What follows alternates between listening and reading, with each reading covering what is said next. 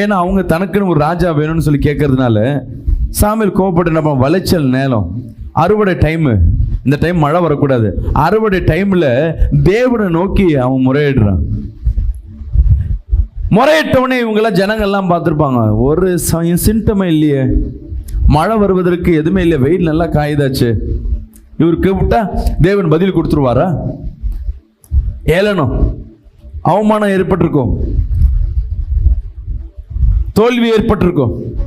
ஆனா தேவன் பாருங்க, அந்த நாட்குள்ளவே விசுவாசிக்காமன்னு சொல்லுமே, அந்த நாட்கள் முடிவதற்குள்ளவே அன்றைய தினமே வசனம் சொல்லப்பட்டிருக்கு, உன் பிரச்சனைய அதே நாள்ல, ஹல்லேலூயா, உன் சூழ்நிலை ஏதோ ஒரு டேட் குறிக்கப்பட்டிருக்கும்.